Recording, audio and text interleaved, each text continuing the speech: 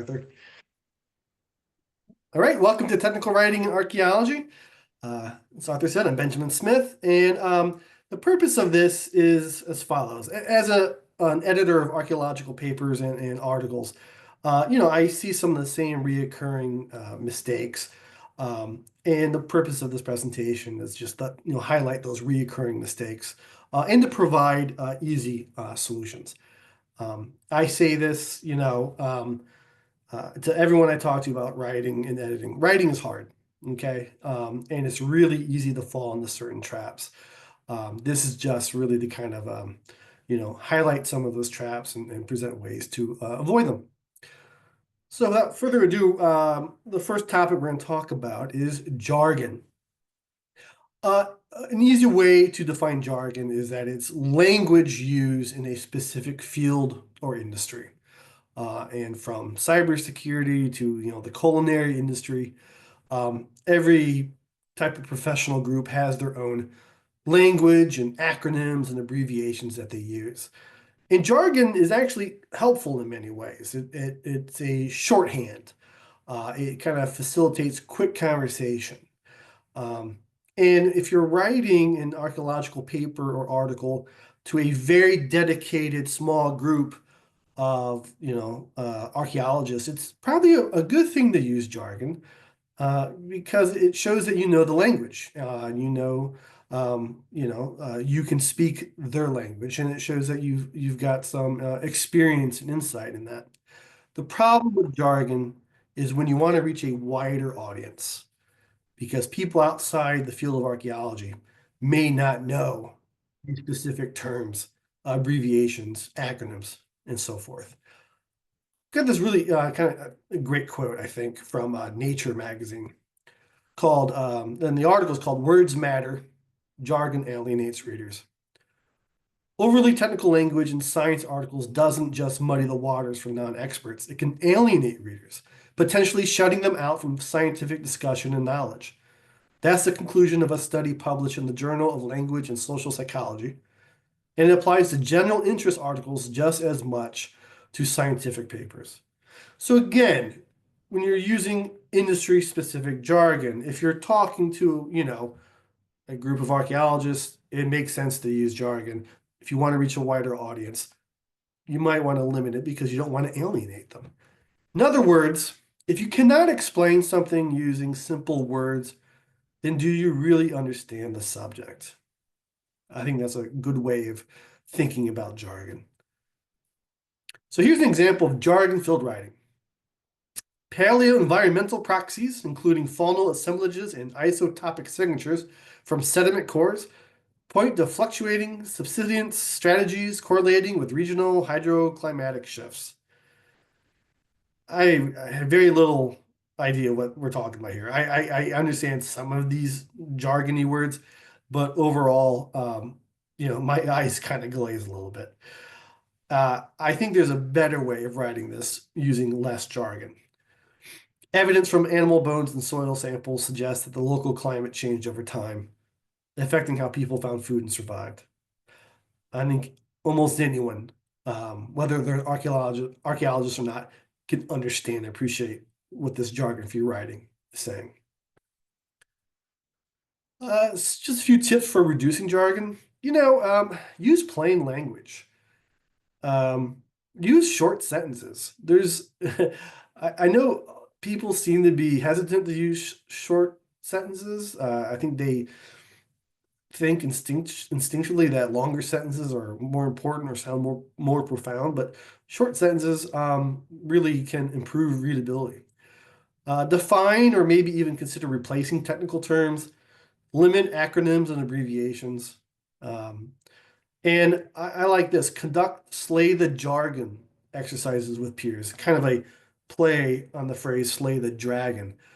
I actually kind of developed this idea when I was working for a consulting firm. Consultants love to use jargon, which is great in the world of consulting, but when they want to write a report and send it to a client, jargon is not great because the client's often confused. So I would have the consultants write a report and then give it to one of their peers.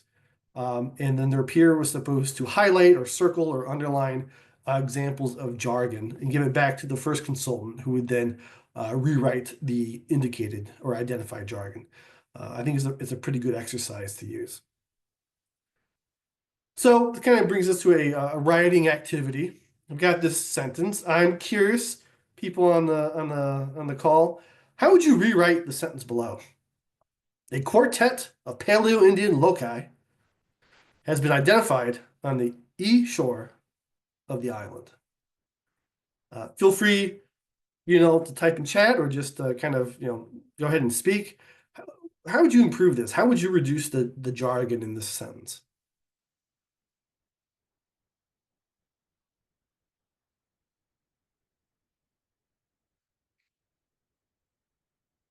Any suggestions?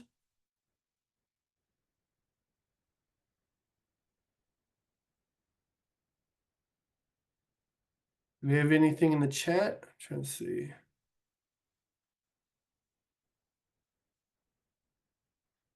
Oop.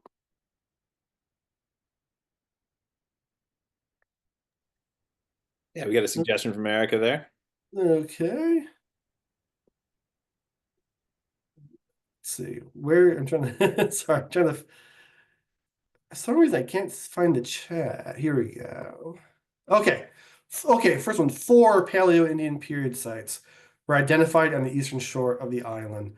Yeah. So quartet is kind of a funny musical way to describe 4.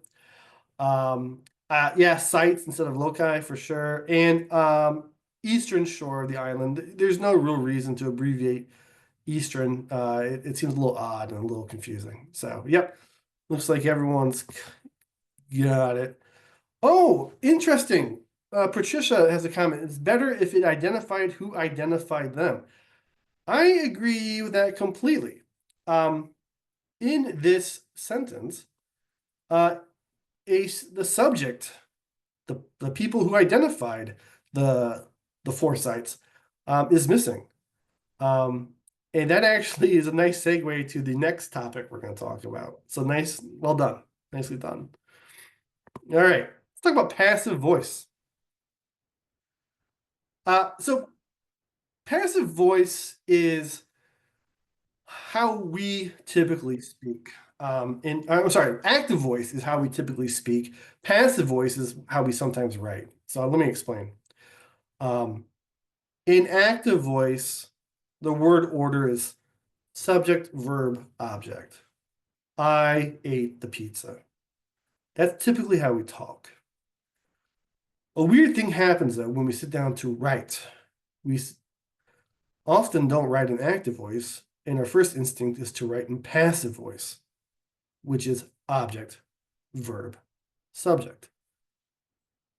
So in passive voice, you would say, the pizza was eaten by me, which sounds kind of odd and strangely dramatic. But another weird thing happens with passive voice. Sometimes the subject is removed altogether, as in that jargon writing sample that Patricia pointed out. So sometimes you in passive voice, you would just say, the pizza was eaten without the subject. And it's kind of like a weird mystery, who the hell ate the pizza? When you're writing an archaeological article paper, you don't want to have any mystery. You want it to be pretty clear who the subject is and that the subject is performing the action. Here's another way of looking at it. Active voice is a grammatical structure in which the subject of the sentence performs the action of the verb, creating a direct and clear expression, such as the cat ate the food. Passive voice occurs when the subject receives the action of the verb, often resulting in a more indirect construction, like the food was eaten by the cat. For the visual learners, here's kind of a funny cartoon. Passive voice, the dolphin was scared by the ghost lobster. And active voices, the ghost lobster scared the dolphin. I want to be clear, it's really easy to write in passive voice. We often don't realize we're doing it. I one time gave a presentation all about, the beauty of active voice and, why passive voice was awful. And I'm giving it in front of a bunch of business leaders. And while I'm presenting, I realized one of my slides, everything was written in passive voice. I didn't even realize it. It's really easy to do. So let's look at some examples. Here's an example in passive voice. The pottery sherds were carefully analyzed to determine their origin and use. At first glance, that makes sense. Pottery sherds were carefully analyzed. But there's a problem, like what Patricia pointed out with that jargon example. We don't know who carefully analyzed the sherds. The subject's actually missing. So to fix that, I would put in something like researchers from the University of New England carefully analyzed the pottery. As you'll see, that active voice example is longer than the passive voice, and and I often stress shorter sentence usage, but you don't want to have a mystery here. You want to have a clear subject when you're writing. So another example. While the volunteers were being prepared by the team to excavate test pits, a biface was found by Professor Culpepper. The were being and was found, it's just kind of clunky. Um, and those are clear indicators that this is passive voice. I would change it to while the team prepared the volunteers to excavate test pits, Professor Culpepper found a biface. And if you'll see, the emphasis is different. In the passive voice example, at the end of the sentence, we say Professor Culpepper. But in the active voice, we end with biface, which I think that's the most interesting part of the sentence. A biface was found, not who found it. So that's another reason to use active voice, as proper emphasis in writing. There are times where you want to use passive voice, right? I mean, it's well, first of all, I will say this. I use passive voice occasionally just to kind of help break up the flow. If you've got a bunch of sentences all written in active voice, it might be okay to throw in some passive voices just to kind of mix things up. But more specifically, I would suggest using passive voice when you want to avoid assigning blame. I don't really think you have to worry that too much about that in archaeological writing. I've seen this a lot in audit reports where they'll say mistakes were made, right? They don't say who made the mistakes because they don't want to get anyone in trouble. But another instance when to use passive voice is when the subject of the sentence is unknown or irrelevant.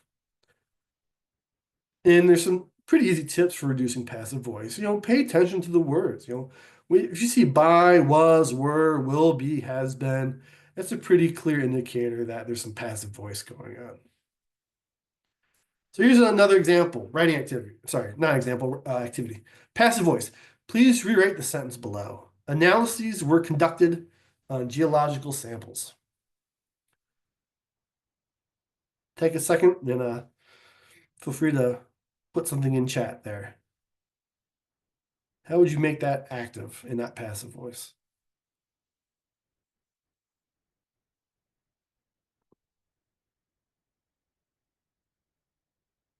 Okay, yeah. Patricia, someone analyzed geological samples. Yep. They weren't analyzed by themselves or on their own. You need to have somebody, you have to have an actual subject there. Very good. I just want to see. Question, would appreciate your perspectives on passive voice and CRM reporting. I tend to limit it, but sometimes feel redundant to continuously mention that the field crew identified XYZ, or sometimes it's implied since we are reporting. That's a really great question. I'm gonna ask Gabe. Gabe, what's your take on this? I might be the least well-equipped person to answer this. It's been a while since I've written a CRM report, but my hunch would be that it goes back that there'd be two things, I guess. One would just be whatever the convention is in the jurisdiction you're working, I would imagine, and then the other I think would be, does your company kind of have a format, but it might also go back to that thing you were mentioning about just using it to mix it up a little bit, right? Passive voice is kind of a way to shake up a paragraph a little bit. Yep, absolutely. Yeah, I think Heather worked in a regulatory setting and might have more insight than I do. Yeah. So I would say I also, we kind of encourage people to avoid it, but I get what you're saying, that like you don't want to feel like you're saying the crew did this, the crew did that. I think once your antecedent is clear, you can kind of shy away from doing that all the time and start using like we just use pronouns instead, like they was Right. fine. But yeah, we still mostly encourage people to avoid it as much as possible. Yeah, I think it becomes more complicated when the field crew did everything. But at the same time, yeah, I mean, getting into sort of pronouns, but also just like I think points where if it's clear internally within a paragraph, or I mean, often within like small sections, and even gets kind of bullet pointy, that also helps at least clarify. Like a passive doesn't feel as passive in context sometimes. That's a good way of putting it. Yeah. Yep. Yeah. I at the end of the day, passive voice, I mean, it has its uses. It's, it's not like a sin. But it's just something that keep in mind. And it's really interesting. When you sit down to write, it's a weird thing. We talk in active, but a lot of times we sit down to write, we start writing in passive. Just something to kind of be aware of. Thank you all for your feedback on that. Parallel structure. Parallel structure means using the same pattern of words to show that two or more ideas have the same level of importance. This can happen at the word, phrase, or clause level. The usual way to join parallel structures is with the use of coordinating conjunctions such as and or. A much easier, I guess, way of looking at parallel structure is that humans, we gravitate towards patterns. We gravitate towards certain types of order visually and when we're reading. And when you use parallel structure in writing, you give the reader a consistent pattern, a consistent order, which improves the readability. Here's kind of a little cartoon. The first example is non-parallel structure. It's fun to walk outside, bike in the woods, and go hiking in the mountains, right? That's just a little clunky there at the end because you say walk and bike, but instead of saying hike, you say go hiking. It's not parallel. To make it parallel, you would simply say it's fun to walk outside, bike in the woods, and hike in the mountains. So really, you want to use the same pattern to connect two or more ideas with the same level of importance. Here's an example of non-parallel writing. The lithic scatter included bleached volcanics and quartz, as well as quartzite. First glance, there's nothing wrong with that. But then you look at that last part, as well as quartzite, and it's just a little weird, a little clunky. And you might instinctually go, hey, there's something a little off with this. But if you think about it, yeah, there's definitely something off with it. It's not parallel. You could simply say the lithic scatter included bleached volcanics, quartz, and quartzite. In that way, bleached volcanics, quartz, and quartzite are all in the same order and they have the same level of importance. That use of as well as in the non-parallel example kind of differentiates quartzite from bleached volcanics and quartz. And again, as humans, we are drawn to patterns and to order. And if we see something that breaks a pattern or breaks an order, it impairs our our reading comprehension. So tips for ensuring parallel structure: write in active voice. You're going to see this suggestion a lot. A lot of the common mistakes in archaeological writing can be resolved if we typically stick to writing in active voice. Look for conjunctions like and or. And just in general, make sure items in a list have the same construction. Especially when it comes to verbs. I feel like when we write, like to that cartoon we had, bike, hike, and go hiking. I feel like sometimes when we write and use verbs, that's where our parallel structure kind of falls apart. So here's kind of a lengthier writing activity, but I think this is important. Here's the sentence. 10 tools were made of chert, 6 tools were made of quartzite, and obsidian had been used to make 3 tools. What would you do? How would you rewrite that to give this sentence more of a parallel structure?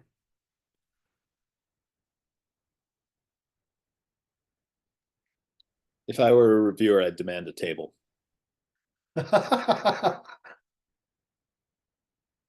Yeah, yeah, that's a good that's good. Anyone? Any suggestions? I just think 19 were made out of rocks. Just go. Ah, yeah, there you go. Yeah. Let's see. Okay, 10 tools were made of chert, 6 of quartzite, and 3 obsidian. Yep. The field crew collected 10 chert stone tools, 6 quartzite stone tools, and 3 obsidian stone tools. These are both correct. Yes. Very good. Right. It's that last part, that whole had been used to make 3 tools. Boy, that's just so weird. And it differentiates unnecessarily obsidian from the rest of the rocks, right? So good. Excellent. Nicely done. Okay, compound modifiers. A compound modifier consists of 2 words connected by a hyphen, which act together like one adjective. Usually, compound modifier words could be understood as individual modifiers or nouns. So the hyphen is required to clarify the function of the words. So hyphens are really important when it comes to creating compound modifiers because, if you say man eating fish and you don't have a hyphen, it's a very different meaning than if you do have a hyphen, right? So using correct hyphen usage when it comes to compound modifiers is really important. So here's some incorrect examples. Shell-tempered pottery is a hallmark of the Middle Woodland period. And again, at first glance, you might be like, yeah, that makes sense. But look at that noun pottery. There are 2 words describing that, shell-tempered. Therefore, they probably should be hyphenated to make a compound modifier or like a large adjective. So I would say instead shell-tempered pottery. It's a hallmark of the Middle Woodland period. Here's another example. The excavation revealed Native American made artifacts. A little weird. And I look at that last word in the sentence, artifacts, that noun. And I know that the words before it help describe the artifacts, so they act like an adjective. There's a hyphen missing there. So you would instead say the excavation revealed Native American made artifacts. There are some exceptions, though. It's really easy to go crazy with hyphens and create compound modifiers. I've definitely been guilty of that. But there are times you don't need to use hyphens. Do not hyphenate if the first word in the compound modifier ends with ly. Basically, the understanding or the rule of thumb is that words ending in ly, they're not hyphenated because the ly makes it clear that they're describing the following word. Do not hyphenate if the compound modifier is a Latin phrase. That does appear sometimes in archaeological writing. I'll give you an example of that in a second. And you don't need to hyphenate if the compound modifier comes after the noun. Again, we're generally just hyphenating the compound modifier if it comes before a noun. So here's some examples. Incorrect. The team used a minimally hyphen destructive and relatively hyphen rapid shell sampling technique.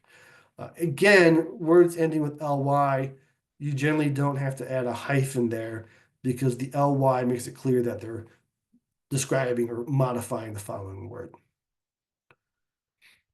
Research was conducted on an ad hoc basis. Ad hoc is a Latin phrase, so generally you don't need to put a hyphen there. I know this is kind of like nitty-gritty stuff, but I think it's worth talking about. Excuse me. And then this graphic kind of illustrates, you do want to hyphenate compound modifiers before a noun, like these are agreed upon terms, but you don't need to hyphenate them if they come after a noun. These terms were agreed upon. So, just kind of some rules about compound modifiers. And here's some tips. Proofread, just proofread your own writing. Chances are you'll find that there's some compound modifiers missing a hyphen. Be consistent. Avoid over hyphenation. And if you're unsure whether to hyphenate or not, you can use a dictionary to verify correct usage.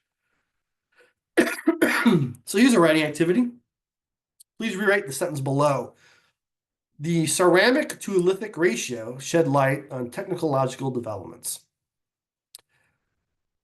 Keeping in mind what we just talked about with hyphens and compound modifiers, how would you rewrite that sentence to make it a little clearer and to improve the readability?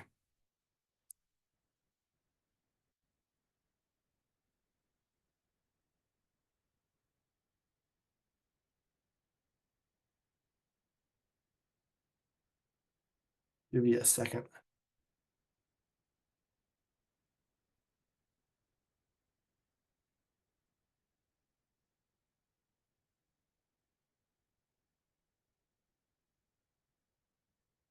All right. Okay, the ceramic to lithic hyphen ratio shed light on technological developments.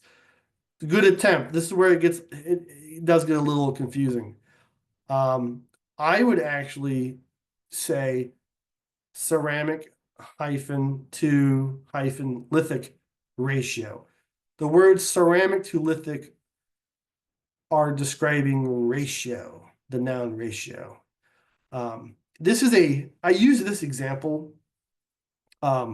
sentence on purpose because just so you know, when I'm editing archaeological content, I have my own little checklist of types of words and phrases and issues and mistakes that I search for. And whenever I am reviewing an article or paper, I will do a Control F search for the word ratio. And the reason I do that is because often, not always, but often when we're writing about ratios, there are compound modifiers before the word ratio that should be hyphenated, like ceramic to lithic. So it's a common error. Moving right along, inconsistencies. The bane of my existence.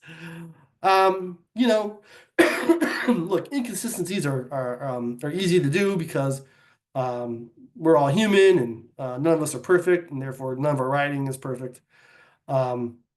But if you want your article or paper to be taken seriously, you do have to watch out for inconsistencies because they can impact your writing in a negative way.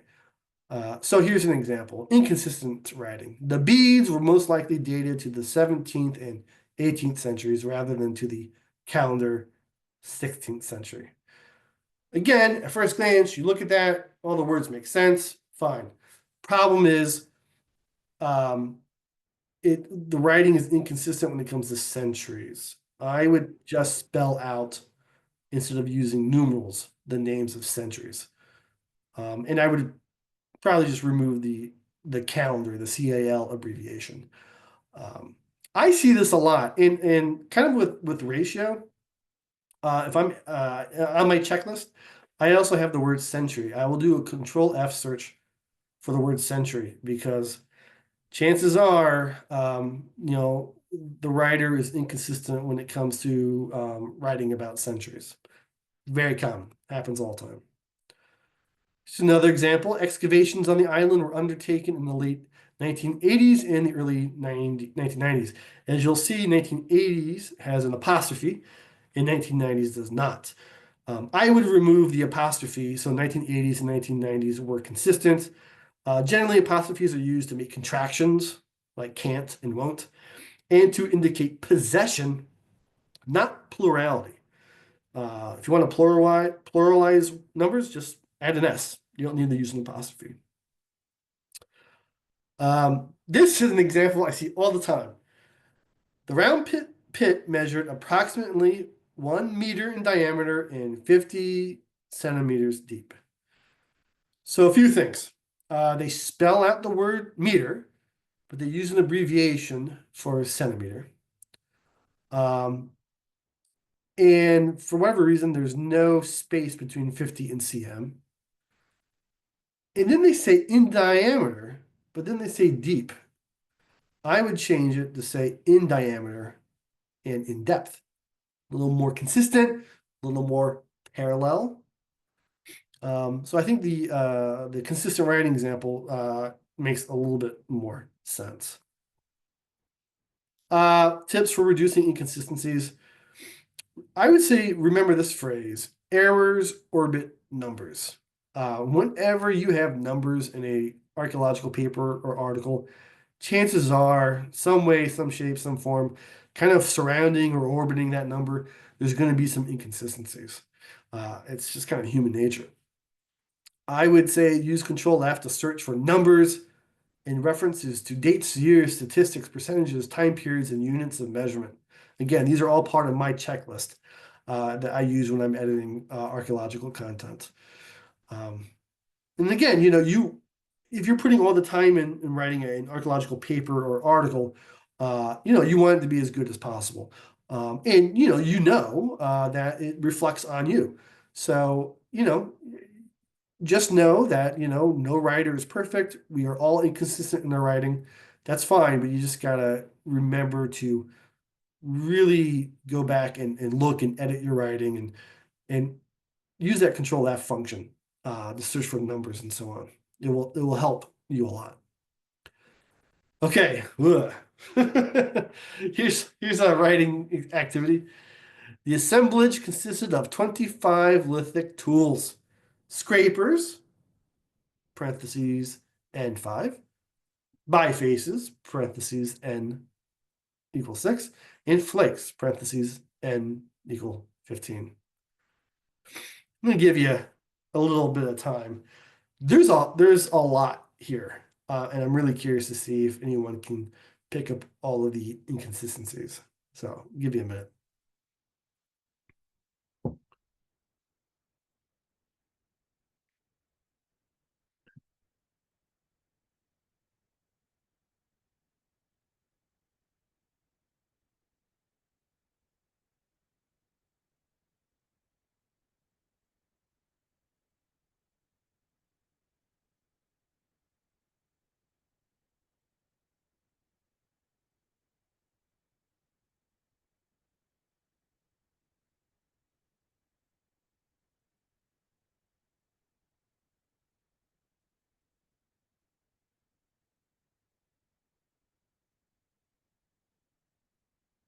No one. Oh, we got someone.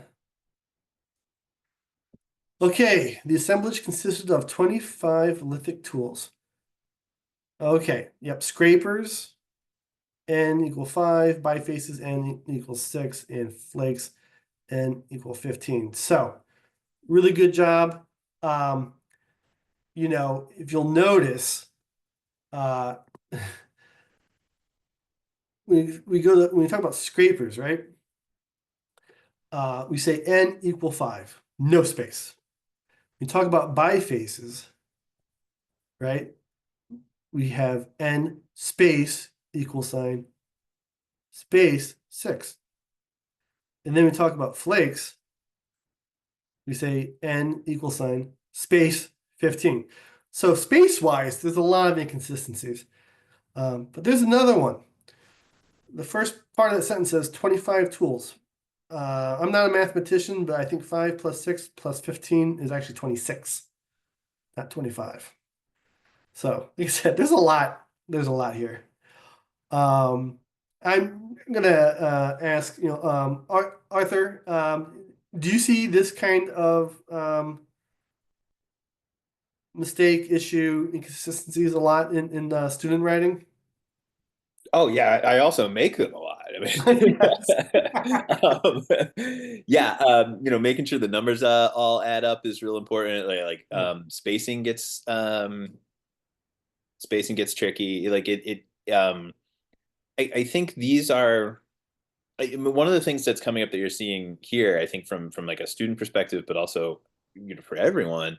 is that a sentence like this drops a lot of information efficiently and quickly, but that takes work on the part of the writer. Yeah. But and these sentences can take a deceptive amount of time to really get right, but are also really effective when you do. So absolutely, I've that phrase of sort of errors orbiting numbers is something I think about a lot. Yeah, yeah. Hey, let me ask you this, just to kind of keep you on the hook, another second. My whole thing is, be consistent, right? What is your thought when it comes to like n equal a number when we're talking about items? Do you put a space after the n and then after the equal sign or not? I've seen people do it consistently, but sometimes there's no space and sometimes there is a space. I'm just curious what you do, I Arthur. tend not to, but that seems like exactly the sort of thing I would control F a journal style guide for. Yeah. What do other people think?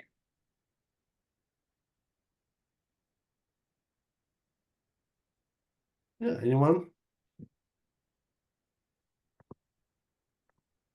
I like I mean, Heather's. that's a good point to bring up, that there are situations when, whether it's the journal style guide or a company's style guide or just ask your prof, number one is be consistent, but these are the sorts of things that it's a good point where it's not completely a gray area, because depending on who you're sending this to or who you're producing this on behalf of, there may be a real answer. So like consistency is the most important thing. Yeah. Because maybe no one will notice, but sometimes there is an answer, and annoyingly that answer shifts circumstance. Yeah. I like Heather's. She just removed the n and the equal sign. That's kind of an easy way of doing that. I like that. Yeah, I see this a lot. I see this a lot. And again, errors orbit numbers. Again, it happens to all of us. It's just, but the trick is just keep that in mind. All right, talk about smothered verbs, which is a funny phrase, funny name. But this is actually one of my favorite parts of the presentation, because I kind of love talking about smothered verbs. All right, what is a smothered verb? Oh, well, a smothered verb is an abstract noun that could have been a verb. Examples are assumption, decision, assessment, and attendance. The word endings tion, sion, ment, ance, and ence indicate a noun based on a verb.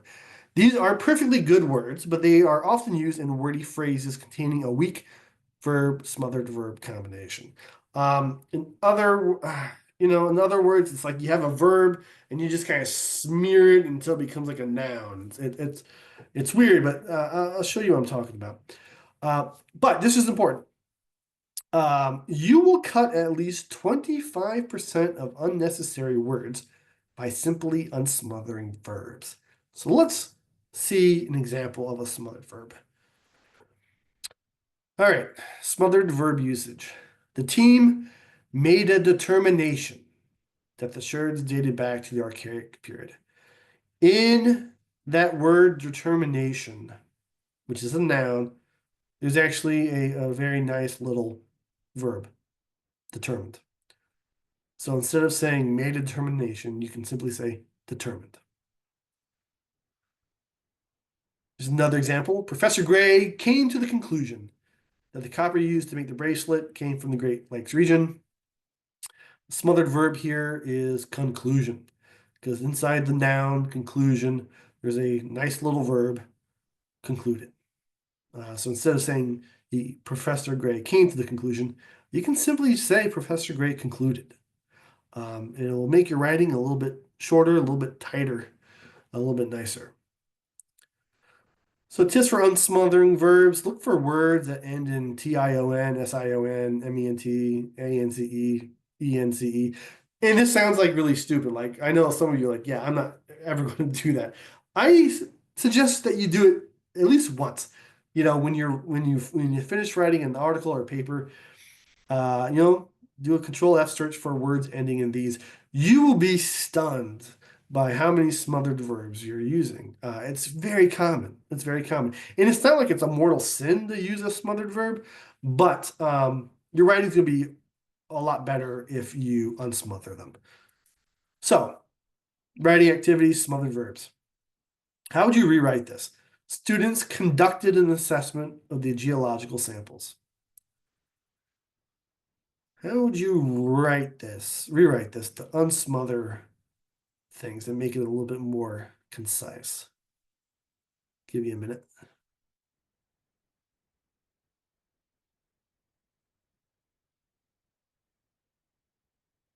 All right, got an example here.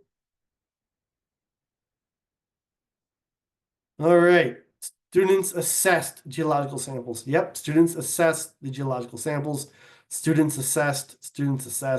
Nicely done, everyone. Assessment contains a nice little verb, assessed. Yep. Good. Students assessed the geological samples. Nicely done. All right, excessive capitalization. This is a big topic, and we are all guilty of this. I think sometimes for different reasons. And we all know, what in general, we know what words should be capitalized and what words shouldn't. But when we sit down to write, sometimes capital letters kind of sneak into our writing. I kind of love this quote. Some things are meant to be random, such as acts of kindness and the winning lottery numbers. Capitalization should never be random. Random capitalization forces readers to pause for a micro moment to guess why a particular word is capitalized. And then, when they realize it shouldn't be, they adjust downward their opinion of the writer and what he or she is trying to say. In that last part, adjust downward their opinion of the writer and what he or she is trying to say. I don't think that just applies to excessive capitalization. I think, it applies to everything we've discussed tonight. If you use too much jargon, too much passive voice, if your writing has too many inconsistencies, too many smothered verbs, non-hyphenated compound modifiers, excessive capitalization, all of this can reflect on the opinion in a negative way on your writing. So here's an example of excessive capitalization. Middle ceramic period pottery vessels were recovered from test units TU1 and TU5. Again, at first glance, you'll read it and you're like, yeah, that makes sense. But I understand why middle ceramic is capitalized. That's the name of a historic period. But the word period doesn't need to be capitalized. And I don't know why we would ever capitalize the word test units. We got a comment here. How would you go about writing about pre and post contact materials with capitalization and hyphenation in mind? Okay. Great question, Erica. My first kind of rule of thumb, I don't capitalize pre and post contact unless I'm talking about pre or post contact as a time period, like middle ceramic. Otherwise, I would keep them lowercase. And I do hyphenate pre-contact and post-contact. So yeah, I do. If they come before a noun. Yep. So if I were to say pre-contact site, pre and contact describe the noun site. So I would hyphenate them for sure, but I wouldn't capitalize them. Only if I'm using pre-contact and post-contact in regards to a time period. That's a great question, Erica. Thank you. And it again, kind of like with passive voice, right? Like we talk in active voice. That's how we talk, and we sit down and we write, and we often write in passive voice. We all know the standard rules for capitalization, but when we sit down to write, excessive capitalization just kind of happens. It's a strange phenomenon. And something I did learn, and I find this interesting, that you do want to be careful about having too many capital letters because apparently on like a microbiological level, when the human eye comes to a capitalized word or letter, there's like a shift in the eye, and that too many capital words or capital letters can actually strain the eye. So I'm not a biologist, but that's what I've heard. Tips for eliminating excessive capitalization. Develop a checklist and develop a style guide so you are consistent on what words should be capitalized and what words should not be capitalized. And I tell you, I don't know what I'd do without my checklist or my style guide as an editor or as a writer. You really, one of the just key things to writing is consistency. And it's really hard to be consistent if you don't have a checklist or a style guide. So highly suggest that. All right, writing activity, excessive capitalization. How would you rewrite this sentence to reduce excessive capitalization? The northwest corner of the 1993 test unit was designated grid point N10E0. Sounds kind of goofy, but I see this kind of writing all the time. Give you a minute.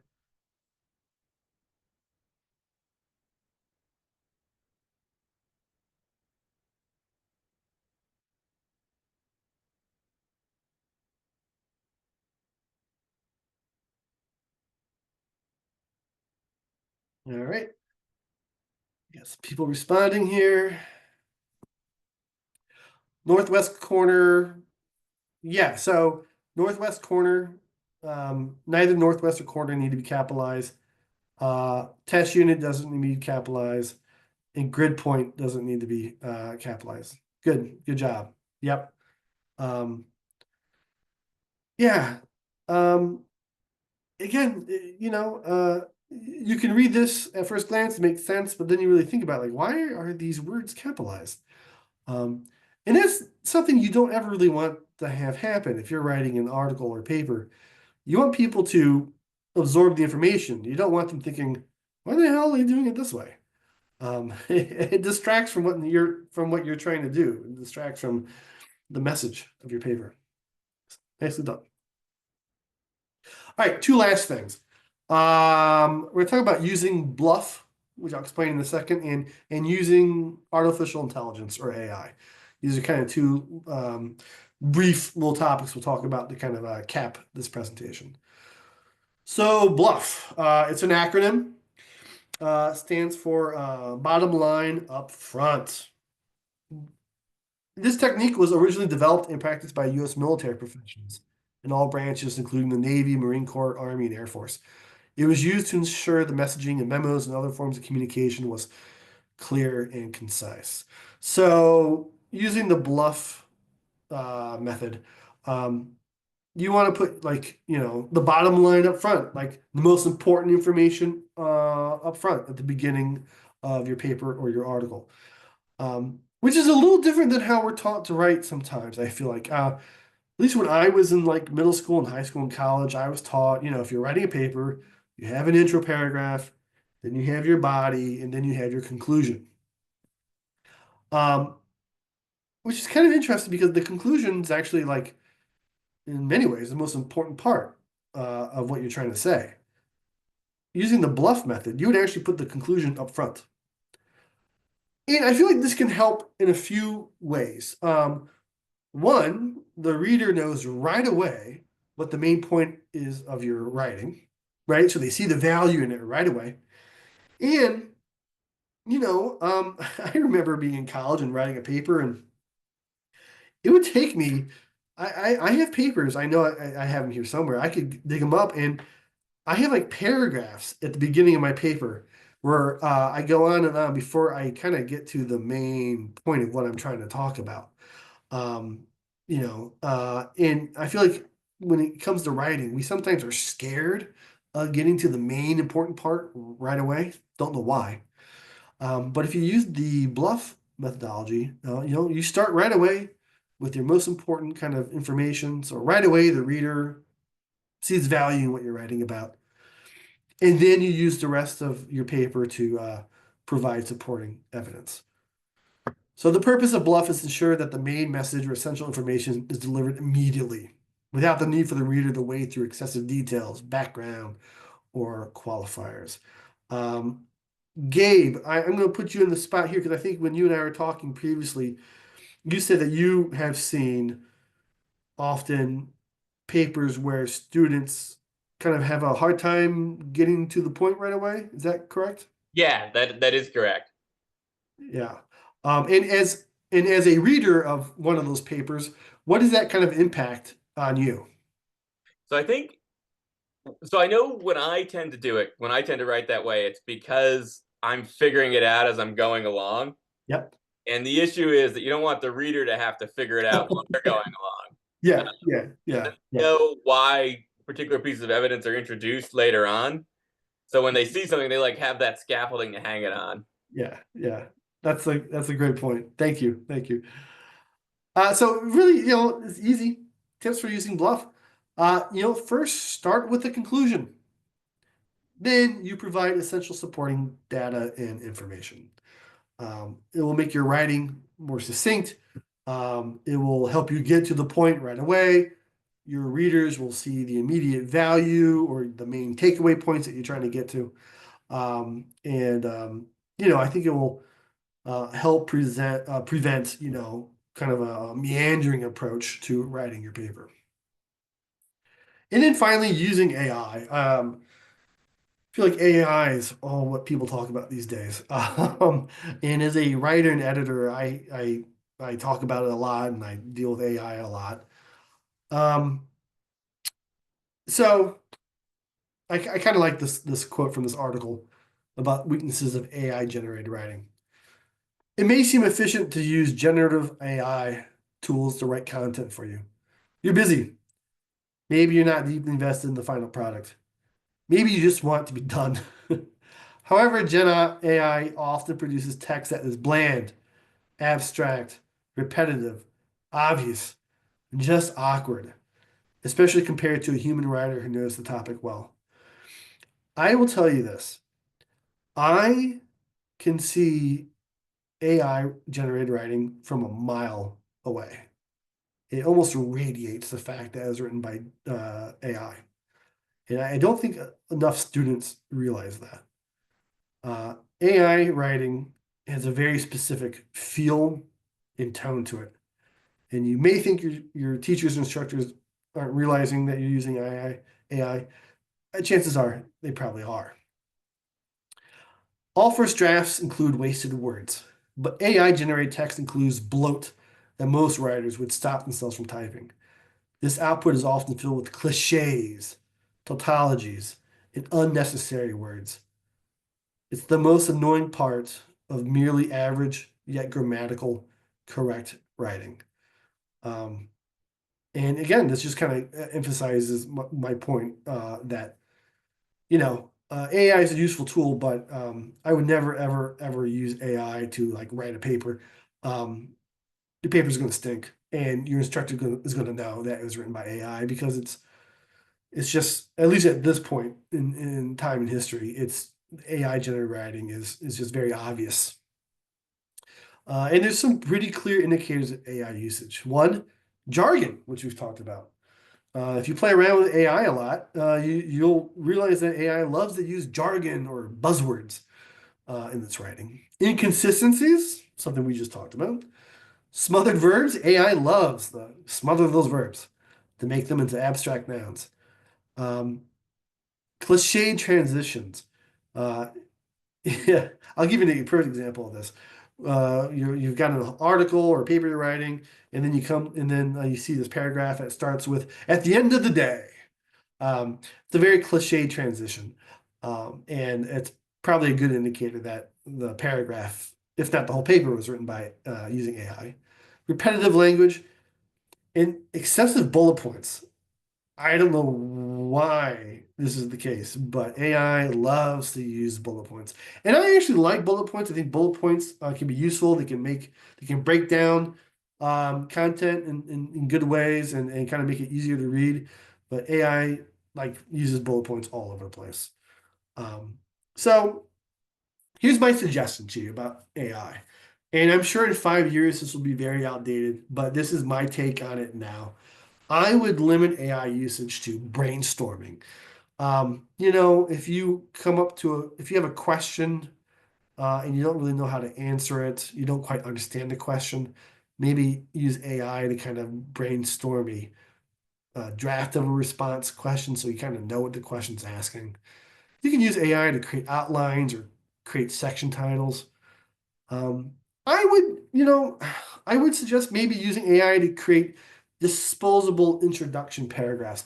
We as humans, I don't know what it is, but we often struggle with writing with a blank page, right? We have the blank page and we kind of freak out and kind of freeze. Um, you might want to just use AI to come up with a disposable introduction paragraph to your paper and then start writing your paper. You can always go back and rewrite or finesse that first intro paragraph, but having an AI generated intro paragraph draft might kind of give you over the hump of the fear of the blank page. So again, just some basic tips for using AI. I chime Okay. in a little Yeah. there from a professorial perspective, which I Yeah. have strong feelings about AI, but to try to kind of limit it. I mean, one thing to recognize, particularly with using AI in a paper, is that in most college or university contexts, that is what we call cheating. And like that is a very serious problem. Yeah. That can be a very serious problem. That can get you in far more trouble than a late paper.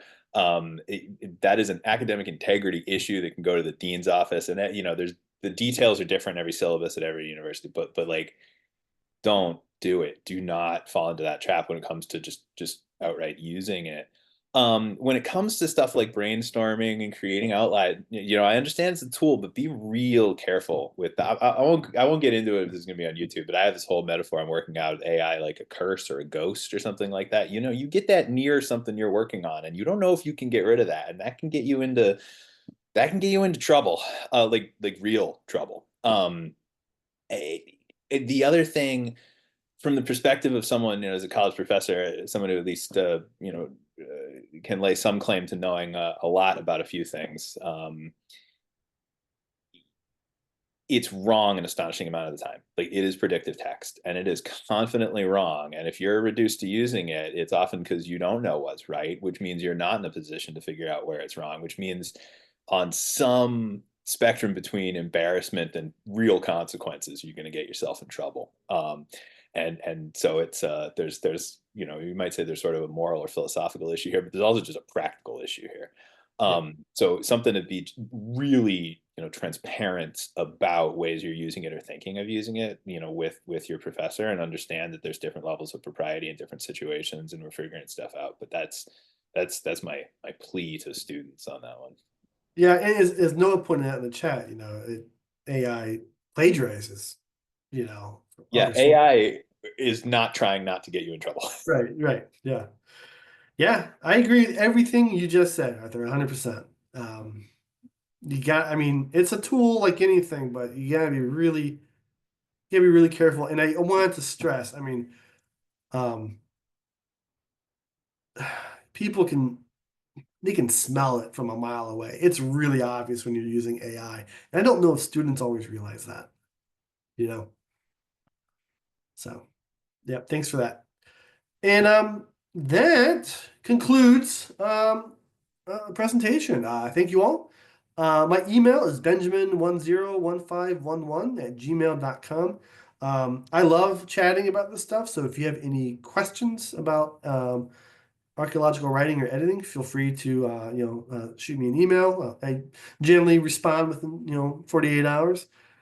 I want to thank Linda and Heather and Gabe and Arthur for setting this up. I hope this was of some value and some help.